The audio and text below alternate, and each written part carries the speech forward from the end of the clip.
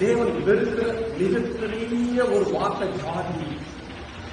அந்த வார்த்தை அப்படியே கண்கையாகி புறமக்களுக்கு மத்தியில் இருந்தது. அன்னைக்கு சபைகளுக்கு மத்தியில் ஜாதி வந்துருச்சு. இன்னைக்கு கிறிஸ்தவர்களுக்கு மத்தியில் ஜாதி வந்துருச்சு. இன்னைக்கு தேவனுடைய நாமத்தை பிரஸ்தாபப்படுத்தக்கூடிய மக்களே தன்னோட இனத்தை பார்த்து, தன்னோட ஜாதியை பார்த்து கல்யாணம் பண்ணிக்கிறாங்க. தன்னோட ஜாதியான உயர்த்துறான். தன்னோட ஜாதியில இருக்கிறவன தொட்டு உயர்த்துறான். தேவனுடைய பார்வையில் அது அருவருப்பு என்று கட்ட சொல்லுகிறார். நல்லா யோசிச்சு பாருங்க. இன்னைக்கு நீங்க இத்தனை பேர் இருக்கிறீங்க. ஒவ்வொருத்தரும் ஒவ்வொரு இடத்துல இருந்து சிறப்பு பெற்றவர்கள் தான். ஒவ்வொரு இடத்துக்கும் ஒவ்வொரு சிறப்பு உண்டு. ஏங்க நாய் இருக்குல்ல, நாய், காக்கா, புறா குஞ்சு, பேசாத வாய் இல்லாத ஜீவன் எல்லாம் இருக்குல்ல, 5 அறிவு படைத்த விலங்குகள், அதனால நீ போயிட்டு கேட்டு பாருங்க.